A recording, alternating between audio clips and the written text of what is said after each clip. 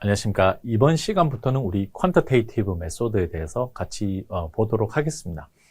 첫 번째 모듈인 레이츠 앤 리턴에 대해서, 리턴스에 대해서 같이 보도록 하겠습니다. 첫 번째 문제인데요. 첫 번째 문제는 우리 노미널 리스크 프리 레이트라는 것은 무엇이냐, 뭐 그러한 부분이에요. 그래서 명목 무위험 이자율이라는 것은 어떤 것이죠? 그래서 이것은 명목 대신에 이제 실질이죠. 실질 무위험 이자율에다가 무엇을 더한 것인가요? 이것은 인플레이션을 더한 것이죠. 그래서 정답은 C번입니다. 뭐 이 부분은 굉장히 기초되는 내용이지만 잘 봐두시고요. 그래서 1번은 C번이 답이 되겠습니다. 2번 같은 경우에는 이러한 유형의 문제가 출제가 잘 될 것입니다. 그래서 2번 문제 좀 표시해 두고 보셔야 되는데요. 그래서 이제 2번 같은 경우에는 리스크 프리미엄을 찾는 문제인데요. 그래서 이러한 유형의 문제가 출제될 가능성이 높습니다. 이게 이론 또는 계산 문제로 출제될 가능성이 높은데요. 그래서 기본적으로 이제 어떤 차이가 있게 되는데 30년짜리 우리 본드 US 트레저리 본드, 보통 US T 본드죠. T 본드는 30년짜리입니다. 그리고 어떤 30년짜리 이제 미국 코프릿 본드, 어떤 회사채의 차이점, 그 사이에 일드가 차이가 나죠. 그래서 일드, 수익률이 차이가 나게 되는데 그것은 뭐 때문에 발생하는 건가? 그것을 물어보는 문제입니다. 그래서 정답은 C번, 리퀴디티 때문에 차이가 나는 것입니다. 그래서 US 트레저리 본드, T 본드는 굉장히 리퀴드한 건데 우리가 특히 스몰 이슈어, 프라이빗, 스몰 프라이빗 이슈어가 한 것은 일리퀴드하게 됩니다. 그래서 그만큼 차이가 리퀴디티 프리미엄을 이제 거기에 대한 일리퀴드한 거, 비유동성에 대한 위험 보상으로 리퀴디티 프리미엄, 유동성 프리미엄을 우리가 지불하게 되기 때문에 요쪽 이자율이 더 높죠. 그래서 그만큼이 difference in yield 형태로 나오게 되는 것입니다. 그래서 이것이 이러한 문제, 또 계산 문제로 얼마든지 응용이 될 수 있고, 여기에 뭐 예를 들어 이것과 뭐 예를 들어 뭐 1년짜리 T본드가 아니라 뭐 T빌이라든지 T노트까지는 아니지만 T빌, T노트, 뭐 T본드와 뭐 코프릿 본드 간의 계산, yield difference를 구하는 이론 계산 문제가 충분히 나올 수 있기 때문에 2번 같은 문제는 굉장히 좋은 문제다. 그래서 여기서는 좀 단순하게 나왔지만 응용해서 충분히 나올 수 있는 문제에 해당이 되겠습니다.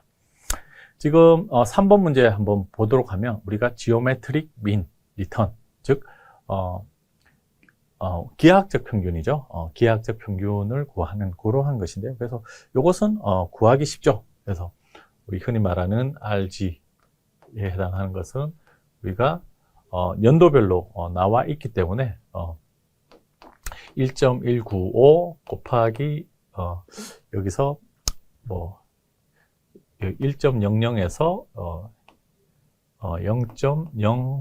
0.019를 뺀 거죠. 그래서 요거 그 다음에 요것은 더하면 1.197 곱하기 1.35 곱하기 1.057 요것을 한 거에다가 우리가 루트 5죠. 그래서 루트 5 또는 이제 5분의 1 마이너스 1을 한 겁니다. 그래서 요것을 계산하면 14.9 반드시 우리 계산기로 풀어 보셔야 됩니다. 그래서 요거 풀어 봐 주시기 바랍니다. 그래서 우리가 기하 평균 구하는 거 요거는 시험 문제 출제될 가능성이 높죠.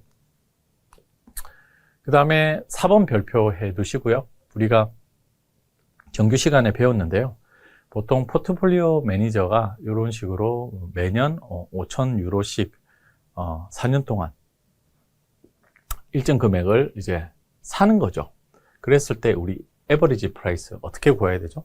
세 가지 평균 중에 우리 하모닉 민, 조화 평균을 써야 되는 거죠. 그래서 이런 것을 우리가 코스트 에버리징 또는 달러 코스트 에버리징 이렇게 부른다고 말씀드렸습니다. 그래서 이것은 역수의 평균의 역수 이렇게 말씀을 드렸습니다. 그래서 이것은 우리가 뭐 흔히 말하는 하모닉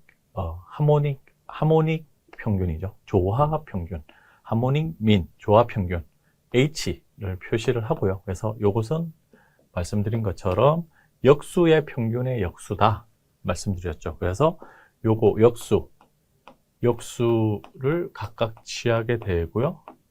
8490 역수의 평균 나누기 4죠. 4개니까. 그러면 요 4가 위로 올라가게 되죠. 4.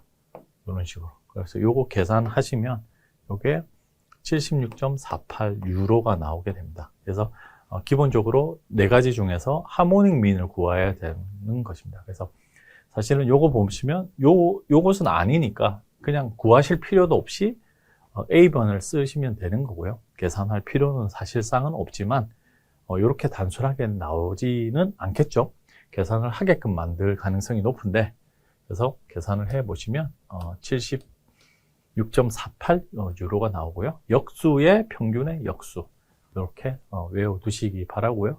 이 코스트 에버리징에 대한 내용이 되겠습니다. 5번 문제 같이 한번 보도록 하겠습니다. 우리 에리스메틱 산술 평균과 지오메트릭 기하 평균에 대한 설명 중에 맞는 것을 찾는 문제인데요. 그래서 정답은 B번입니다. 우리 기하 평균이라는 것은 우리가 멀티플 피리어드 1년 이상의 그런 다기간의 어떤 컴파운드 레이트 복리 수익률을 구하는 게 지오메트릭 민에 해당이 되겠죠. A번 같은 경우는 어떤가요? 우리 난제로 베리언스 같은 경우에는 우리가 무엇이 큰가요? 우리가 제로 베리언스, 그러니까 제로 베리언스, 베리언스가 없다. 데이터가 안 흩어져 있지 않다라고 했을 때는 이 두 개가 같게 되어 있죠.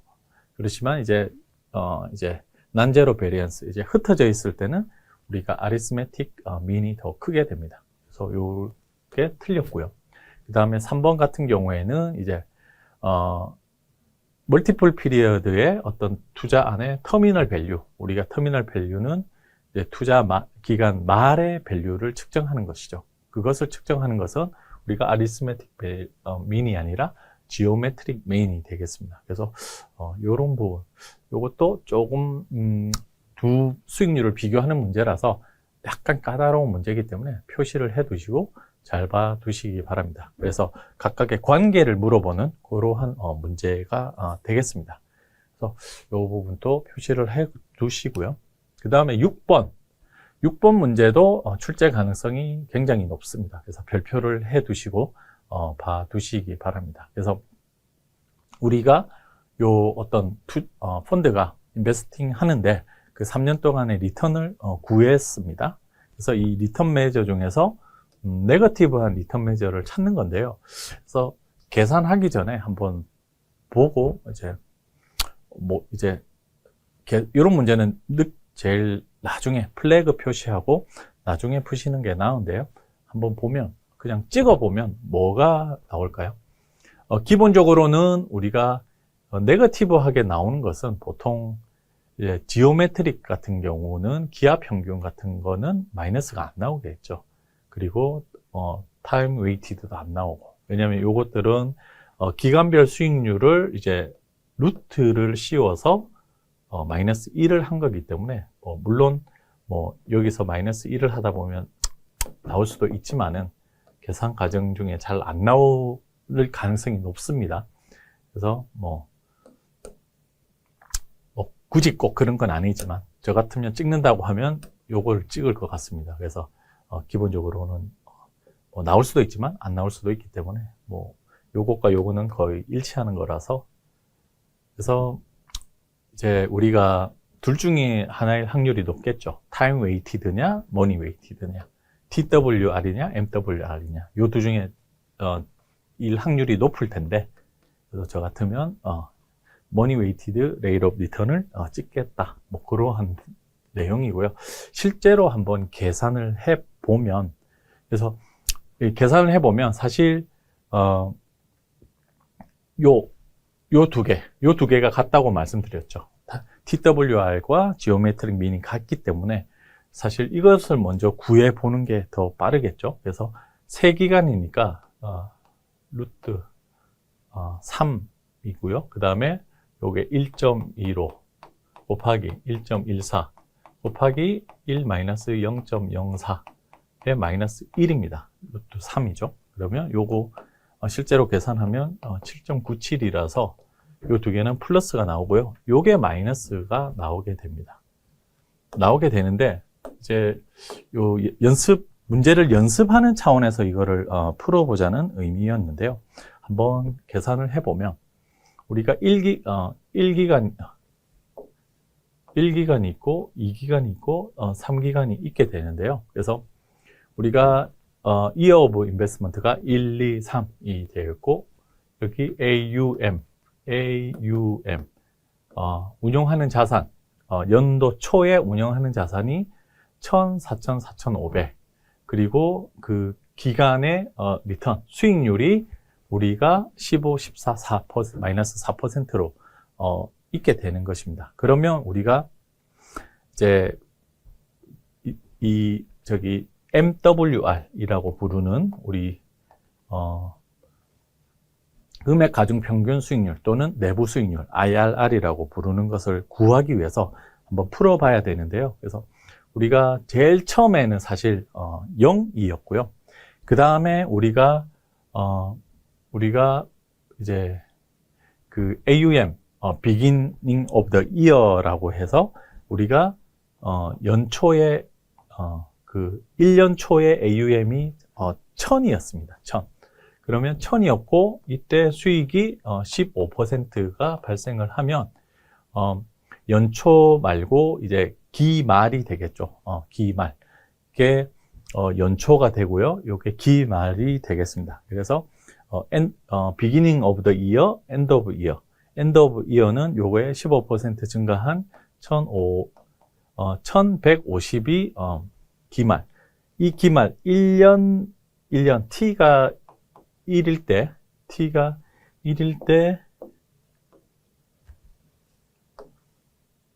기초는 이고 기말. 이 T1 말은 T2 초랑 같게 되는 거거든요. 그러면 이게 1150입니다. 이게 1150이 해당이 되고요. 그 다음에 우리가 이제 아셔야 될 것은 이제 요때 AUM이 기초가 4,000이었다고 하네요. 그러면 이제 4,000 여기 보면 4,000이 표시되어 있죠. 그래서 요거는 이제 요 기말이 기초가 되는데 이때 4,000이라고 말하는 것은 이때 얼마죠? 2,850만큼이 새롭게 투자가 된 것입니다. 그래서 기존에 있던 돈하고 새롭게 투자된 거, 요거 합쳐서 4,000이라는 것이고, 요것이 14%로 리턴을 기록을 하게 되면, 요것을 계산을 하면 이게 4,560이 됩니다. 그러면 요 기말이 또 새로운 기초가 되게 되면 4,560이 되고요. 근데 요때 기초가 45,000이 된다고 합니다. 그러면 요때 우리 새로운 돈으로 계산을 하면 440만큼이 더 인젝션이 되어 있는 것이죠. 그리고 요것에 마이너스 4% 수익률을 기록을 하게 되면 요게 43200 요렇게 나오게 됩니다. 그러면 요때도 0시점에서 사실은 1000만큼이 새로운 돈이 들어가서 이 기초 1000이 되었던 것이라고 이해를 하시면 되거든요. 그러면 이제 캐시플로우를 우리가 다 이제 MWR을 계산하기 위한 캐시플로우를 다 구하게 됩니다. 그래서 우리 계산기에 TBM 펑션들이 있죠. 그래서 캐시플로우를 놓고 컴퓨트 IRR 구하는 그 펑션이 있습니다. 계산기를 두드려 보시면 되는데요. 그래서 CF0를 우리가 처음에 여기 요게 우리 투자하는 사람 입장에서는 이제 펀드 입장, 투자자 입장에서 나눠서 할 수 있는데 이제 우리가 마이너스 1000으로 이렇게 하면 되는 것이죠. 그래서 현금 유출로 처리를 하고 CF1을 이제 여기에서 마이너스 2850. 그 다음에 CF2를 우리가 여기서 어떻게 되나요? CF2는 사실 두 개로 이루어지는데요. 마이너스 4만 하고 440 요렇게 있게 되고요. 그 다음에 이제 CF2가 요렇게 일어나고 우리가 만약에 끝에 연도 여기에 표시를 하겠습니다. CF3를 우리가 캐시플로가 요만큼이 이제 들어오는 것이죠. 우리가 팔게 되면. 그래서 요것은 2고 요것은 3입니다. 그래서 요것을 계산기로 두드려 보시면 이제 화살 에러 표시를 움직여 가면서 요것을 계산을 해 보시면 이게 기본적으로 이제 여기에 RRR 컴퓨트 IRR 계산을 해 보시면 요게 마이너스 2.22%가 나오게 됩니다. 그래서 정답은 C번이 되는 건데요. 그래서 요거는 정확한 요 로직을 이용해서 계산기로 요렇게 푸실 줄 아셔야 된다. 그래서 캐시플로우가 아웃플로우 그리고 3년도 말 시점 우리가 그 3년도 말 시점이죠. 3년도 말 시점에 우리가 캐시가 요만큼 발생을 하게 되는 것입니다. 그래서 우리가 0시점에서 이제 1000만큼 빠져 이제 캐시가 이제 인베스트먼트가 되는 것이고요. 그 다음에 이제 1시점. 그러니까 요것은 이제 0시점으로 이해를 하셔야 되는 것입니다. 그래서 1시점이 아니고요. 0시점이다. 왜냐하면 1시점 기초에 반영되는 거기 때문에 전기로 처리를 하셔야 되는 겁니다. 그래서 이것도 2시점이 아니라 1시점으로 이제 이해를 하셔야 되고요. 이것도 3시점이 아니라 2시점에 요만큼이 우리가 투자가 된 것이다. 그래서 비로소 30점 말에서 요만큼이 우리가 플러스로 돌아오는 것이다. 그래서 이것은 마이너스고요. 그래서 요 기간을 정확하게 봐주셔야 되는 것입니다. 그래서 요런 부분이 단순하게 해서 계산 문제로 나올 수가 있기 때문에 연습하는 차원에서 반드시 풀어 보셔야 되는 그러한 유형의 문제가 되겠습니다. 그래서 조금 까다롭죠, 문제가. 7번 문제 보시면 이러한 유형의 문제도 출제될 가능성이 높은데요. 그래서 우리가 annualized rate of return, 연간 수익률을 구하는 문제입니다. 그래서 연간 수익률 구하면 ETF의 연간 수익률을 구해서 비교를 해서 높은 것을 찾는 것이죠. 그래서 찾는데 한번 계산을 해 보겠습니다. 그래서 기본적으로 요거 같은 경우에는 1 플러스 0.0425를 우리가 어떻게 하죠? 365일 중에서 125일 마이너스 1 이렇게 요 전체에서 마이너스 1 이렇게 구하는 거죠. 그리고 이 두 번째는 어떻게 하나요? 1 플러스 0.0195에 이제 365가 아니라 1년은 52주죠. 52주에 중에 8 해서 요거에 마이너스 1. 세 번째는 1 플러스 0.1718이겠네요. 0.1718을 우리가 1년은 12개월, 그러니까 16개월 이런 식으로 해서 마이너스 1 이렇게 하면 각각 구하시면 제일 높은 것은 우리가 B번 ETF2가 제일 높은 수익률이 나옵니다. 그래서 기본적으로는 기간 수익률은 제일 낮지만 연환산을 했을 때는 ETF2가 제일 높은 수익률을 기록하게 되는 그러한 유형의 문제가 되겠습니다. 그래서 이런 유형도 출제될 수는 있죠. 그 다음에 우리가 연속복리 수익률 계산하는 그러한 문제입니다. 그래서 8번 같은 경우에는 우리가 연속복리를 구하는 문제인데요. 그래서 기본적으로 요 연속복리 Continuously Compounded Rate of Return을 어떻게 구하느냐. 그래서 요것은 이제 공식이 있었죠. 우리가 LN 해가지고 뭐 예전에 공식이 뭐 1기간이기 때문에 S0, S1 요것에 내추럴 로가리즘을 이제 적용한 것이다. 내추럴 로그를 적용한 것이다. 그러면 뭐 ln 펑션을 쓰는 거죠. 그래서 ln 펑션을 쓰는데 이게 186.75고요. 그 다음에 0시점에서는 208 25가 되겠습니다. 그래서 요거 계산하시면 마이너스가 나오겠죠. 10.90%. 그래서 요거 구하는 뭐 단순한 문제입니다. 그래서 8번 푸셨고요.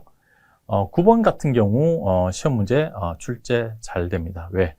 9번 유형을 이제 CFA 커리큘럼에서 굉장히 좋아하는 레버리지 리턴 구하는 것을 레벨 1, 2, 3에 걸쳐서 정말 좋아하는 문제인데요. 그래서 요거는 이제 이 식을 항상 기억하셔야 된다. 어떤 포트폴리오 리턴에서 우리가 DE, 레버리지를 사용해서 사용하는데 그 초과 수익률을 요렇게 해야 된다. 요것은 RD죠. RD. 그래서 포트폴리오 수익률 이 여기 있고요. 차입 이자율. 그래서 포트폴리오 수익률이 차입 이자율보다 항상 커야 이것이 플러스 이제 레버리지 리턴이 요거보다 커지게 되는 것이죠. 그리고 이것에 영향을 주는 것은 D 레이쇼와 요 디퍼런스 차이다. 그것이 제가 설명을 많이 해드렸던 부분인데요. 그래서 여기 넣어서 풀어보시면 됩니다. 그래서 포트폴리오 수익률이 10%, 0.1 사용하셔도 되고 10% 사용하셔도 됩니다. 근데 지금 우리가 포트폴리오를 20%를 빌렸죠. 그러면 20%를 빌렸으면 25에 20%를 빌렸으면 5만큼 빌린 거죠. 그래서 5만큼 빌렸고 에코티는 20이겠죠. 25가 아니라 20. 왜냐하면 25 중에 뎃은 5, 에코티는 20. 그리고 10%의 우리가 차입 이자율이 6%죠. 6%. 요거 구하시면 우리가 11% 해서 정답은 A번. 그래서 요거는 시험 문제 굉장히 잘 나오는 부분이기 때문에 보시고요. 그래서 요거보다 더 어려운 문제 그때 좀 상세 설명드리는데 꼭 알아두시기 바랍니다. 얼마든지 출제될 가능성이 높은 그런 유형의 문제가 되겠습니다. 네, 10번 문제 같이 보도록 하겠습니다. 우리가 이제 리턴에 대해서 크게 두 가지를 배웠었는데요. 그로스 리턴과 넷 리턴에 대해서 배웠습니다. 그래서 지금 10번 문제는 그로스 리턴, 총 수익률에 대해서 물어보는 그러한 것입니다. 넷 리턴은 뭐 순수익률, 뭐 이렇게 얘기를 할 수가 있겠죠. 그래서 이 정답은 C번인데요. 그래서 그로스 리턴하고 넷 리턴은 똑같이 트레이딩 익스펜스, 트레이딩 코스트, 어떤 거래 비용과 관련된 것은 다 디덕트 한 후의 수익률이고요. 그 다음에 그로스 리턴은 우리가 매니지리얼하고 뭐 어드미니스트레이티브 코스트를 제하기 전 거고요. 그 다음에 넷 리턴은 그것까지 다 제한 것입니다. 전부 넷 오브 피 리턴인 것이죠. 그래서 정답은 C번인데 하나하나 보도록 하면 기본적으로 그로스 리턴은 프리텍스 리스크 난 리스크 어드저스티드 리턴입니다. 그래서 기본적으로 세전 수익률이고요. 세후 수익률이 아니고요.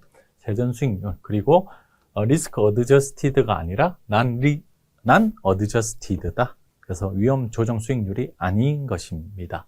그래서 A번은 틀렸고요. 그 다음에 B번 같은 경우에는 이제 트레이딩 익스펜스를 디덕션 하기 전이 아니고요.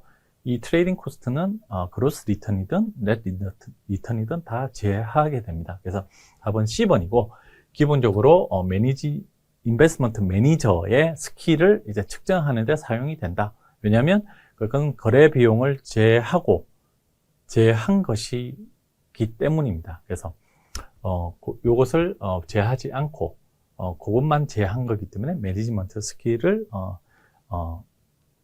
측정하기 위한 것이고요. 그리고 인베스터한테 더 적합한 것은 넷 리턴이다. 왜냐? 그것은 이제 거래 비용과 그 다음에 펀드 매니저한테 지불하는 보수 뭐 펀드에 대한 비용까지 다 제한 거기 때문에 인베스터의 입장에서 이제 적합한 것은 우리가 넷 리턴이다.